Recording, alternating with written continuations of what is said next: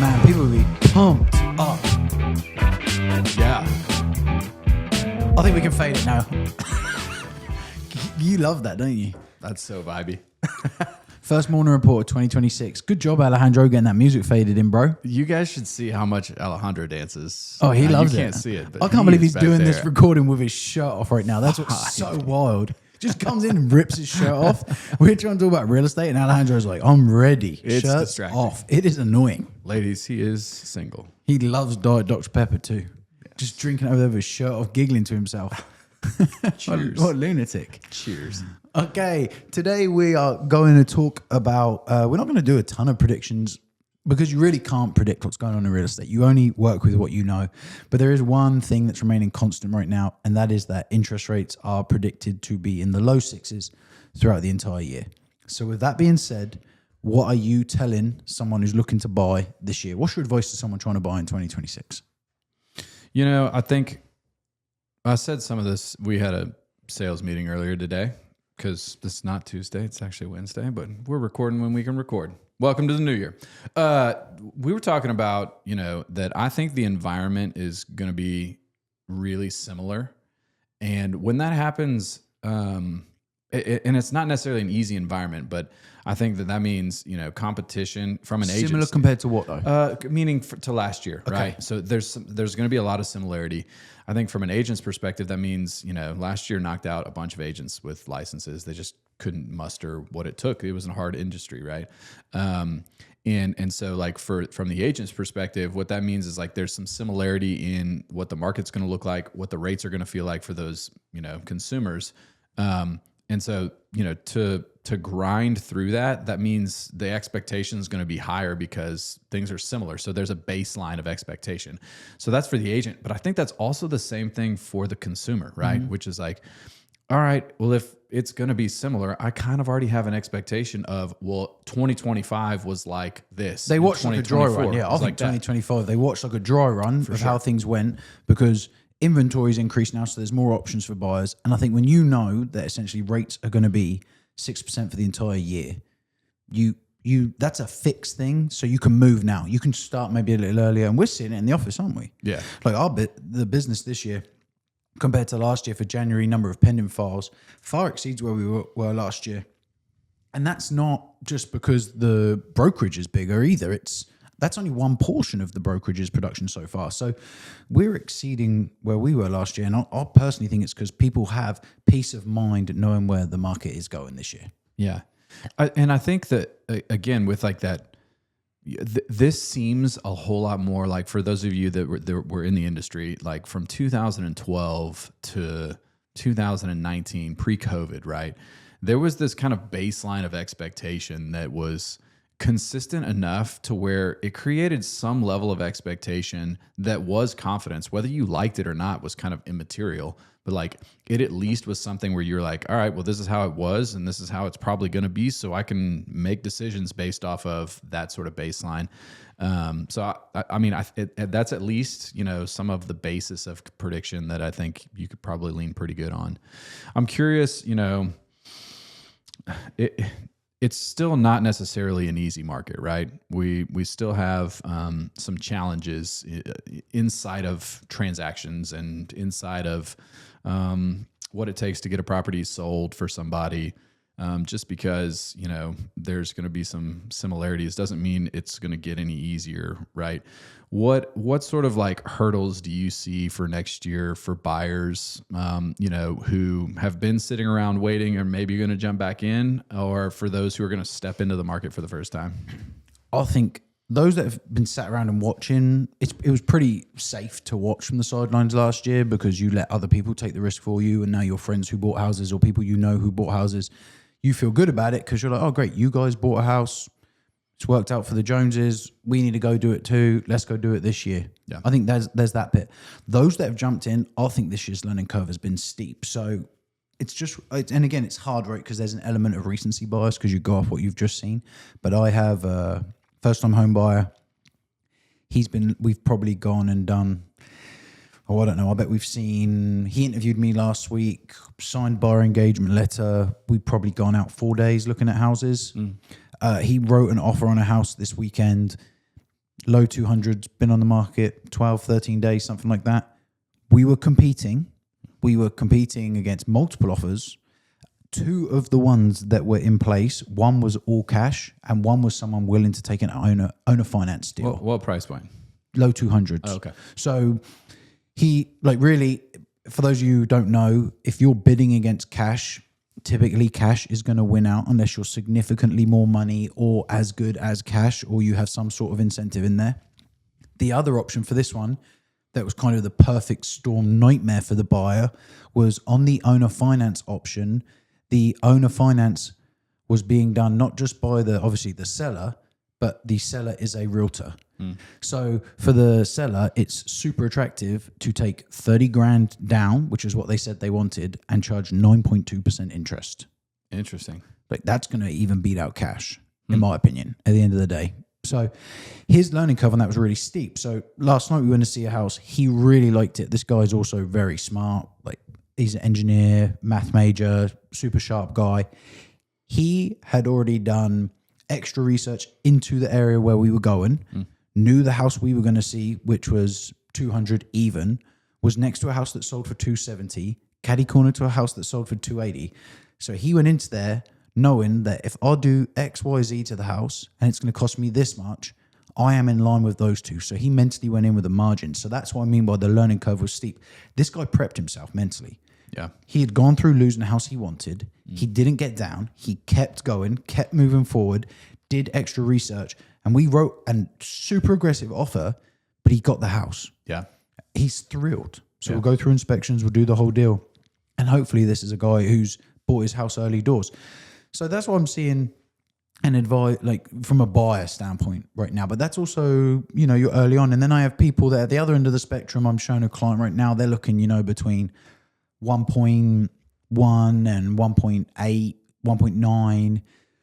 You know, even at that price point, there was a rapid amount of absorption towards the end of last year in real estate and the high end in Tulsa. And you've also seen some luxury price cuts, especially in the Midtown area already. And I think there's some really good deals out there to be had if you're on the sidelines as a luxury shopper. I would not be waiting till spring. I would be all over it right now. I think there's 2 other, you know, they're interesting, and I think they're sneaky hurdles that buyers could run into. You know, the appreciation curve in Tulsa has been the steepest it's been in a very, very long time, maybe ever. And so properties that have not transacted recently, you know, especially for 10 or 15 years and have seen that rapid appreciation curve, those taxes, those can be sneaky on some of these properties where it's double or triple. Oh, hang on. So your meaning as a hurdle is when you look at the property taxes that's being reported on Zillow. Yeah, I had that today. I showed a house today. It was 1.8 million. Said the taxes were 6 grand. Right.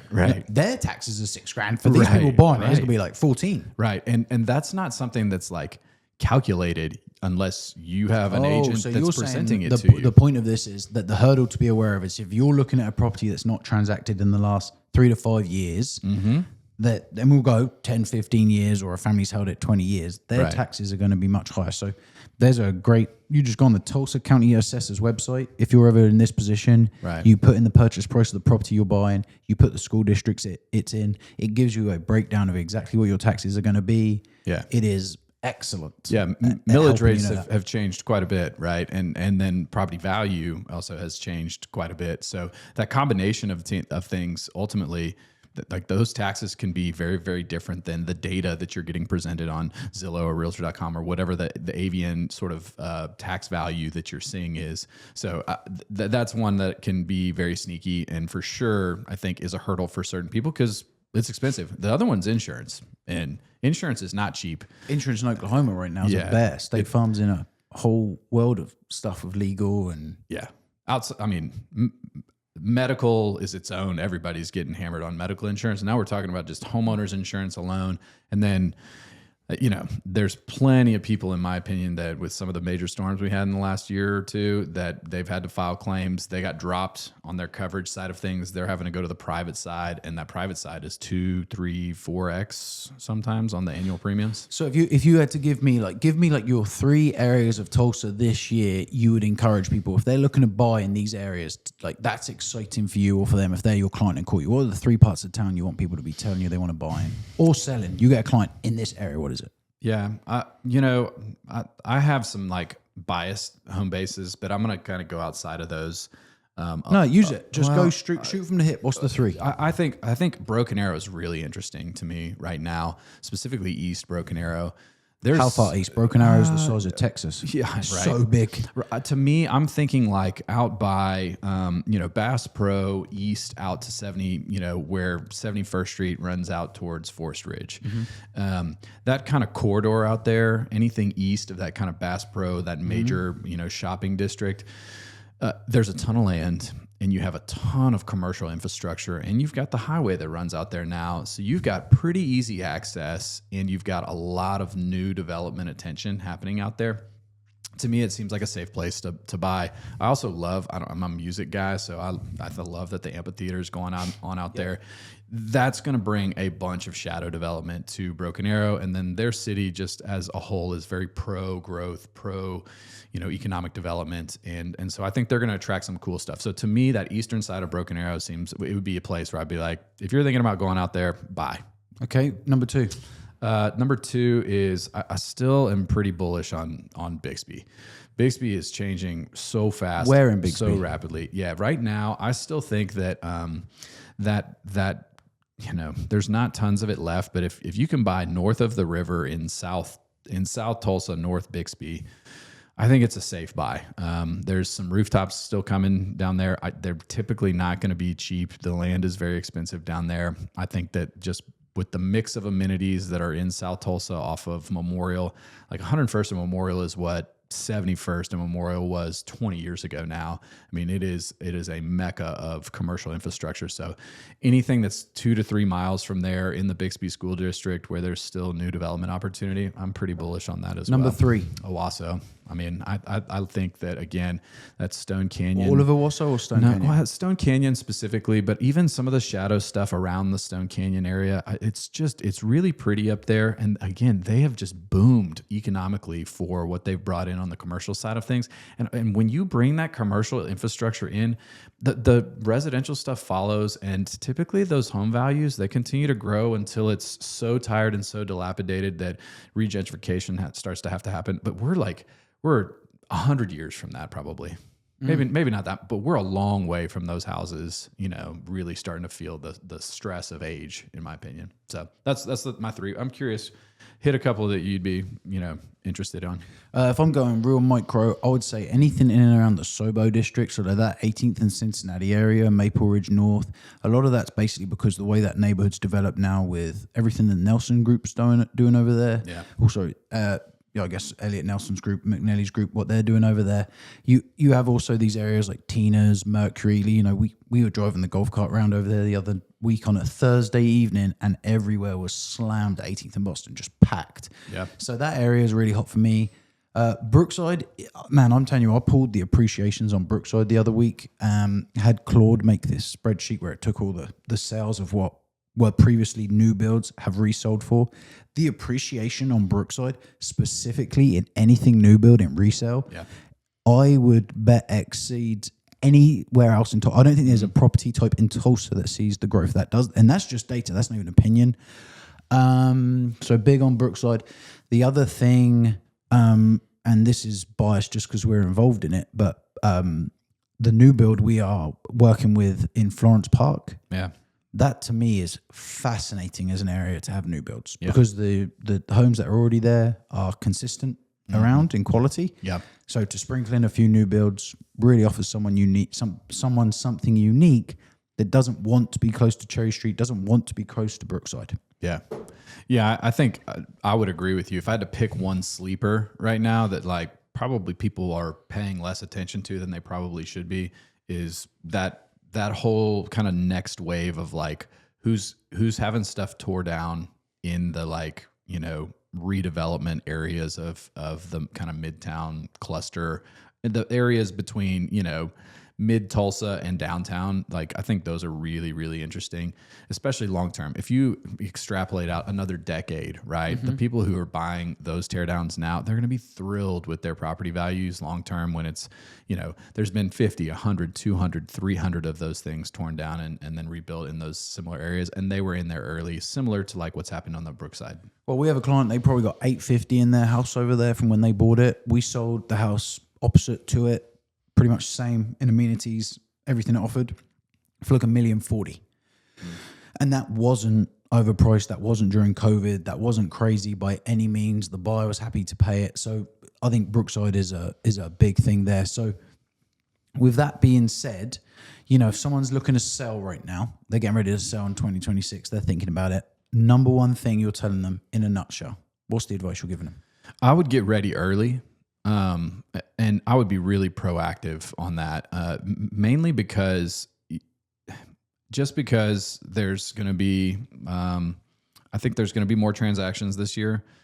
You don't want to be reactive to the market. I still think to win in 26, you got to be proactive. So I would prep your house early. I would get with an agent early on what's my value look like. I would put your property in somebody's, queue of, hey, I'm an off-market opportunity. I'm planning on selling. I'm a firm exclusive. Whatever you want to classify those conversations as, I would have them early so that somebody else is thinking about selling your property or helping sell your property before you are actually actively doing it. Because that'll just unlock ease if you need to deal with, the old ball and chain of your current place before you're going to the next place. So I think that one... Well, the feedback it gives you too is important. Like we have a one that's in an area of Tulsa that's super desirable. That's an off-market opportunity. It's unique in the neighborhood because it's 5 beds, 4 bath, pool, 3-car garage, and it's below 650. So when you tell people that are looking for an off-market opportunity that they want to see it now. Now, these people aren't going to be ready to list for 3 or 4 months. Yeah. But for them to get that feedback early, like I'm showing it on Friday, that's invaluable for them. Tonight, I'm going to meet with the family that called me last night. They said, hey, we're not sure if we're going to rent or sell. We don't know what we're doing, but will you come and visit with us to give us an idea of what's going on? So I do think that we say this all the time, but the sooner you can engage an agent in whether you're buying or selling, even if you're going to keep your house, like just as advice to consumers, agents don't get mad if you don't list with them and you say, we're going to wait a year. Yeah. A good agent shouldn't care because their pipeline should be full of business. Yeah. All right. So reality is, like, if you go and meet with someone, they say, hey, Gannon, come back. We're in Stone Canyon. Come back next year to visit with us. You're just going to stay in touch with them. If anyone comes along in the interim that works, you're going to let them know. So always engage the agent as early as possible. Well, and I think engage multiple of those resources. In my opinion, if I can reflect Whoa, back, not multiple agents. You only need one. No, not multiple. What I mean by multiple resources is like there's multiple conversations you can have in preparation before you ever actually go buy the next house or list your house that will empower you with information to be able to move quick when you need to move quick. So I'm thinking about like the clients that you've had win big in the last, year or 2 years, or that I've had win big in the last 2 or 3 years, right? It's like those were people that were like active and proactive in getting their ducks in a row so that when the opportunity was there, they executed and things were smooth for the most part, right? The folks, I can't think of just a ton. There's a few people that I can think of that were like, you got lucky. You just happened to be in the right time, in the right place, and you threw a Hail Mary, and there was somebody to catch it on the other side, and you got to, by the skin of your teeth. You found that one buyer, week one, random. Yeah, that happens all the time. It does, but I don't think that's the storyline that plays. You hear that story because it's a sexy story. Well, anytime there's anything outside the norm, people cling to it. And that's the reality of it. It's not that. The reality of it is a lot of people prep their homes. Like you focus on the 3 Ds, depersonalize, declutter, deep clean. You get it ready from the jump so someone else can envision themselves living there. They want your home to make it their home though, right? And people are willing to do that at the beginning. Like we had a conversation with Alison today. When you're staging homes, people know that when she's coming there, she's telling them everything to do to maximize the exposure to generate a buyer as quick as possible. That's all a realtor's job is to do. It's very simple. And you're right. The sooner you start, the sooner you get everything in place, the easier and smoother that process is. Yeah, I think Tulsa's always been we're a conservative market in so many ways that rewards somebody who's been diligent and prepared and, you know, put their ducks in a row to execute on whatever the plan was going to be, right? And sure, does the other scenario play out? But those are things that's, again, I don't think it costs you money necessarily. I don't think it costs you a whole lot of time. I think it's having some strategic conversations with some great people to help you understand, data gather on exactly what the landscape looks like so that you can even begin to put the mental plan of the next steps together, right? Yeah. Yeah. Okay. Well, as always, we appreciate you tuning in. We need advice to make this studio area behind me as I look at it on the TV better. I don't know what we have there. If you have a company sign you want us to put up there and say it sponsors us or something, let us know. Alejandro looked at the download count earlier and it is going swimmingly. So Alejandro is going to go put his t-shirt on and get back to work. But as always, thank you for tuning in to this week's episode of the Morning Report.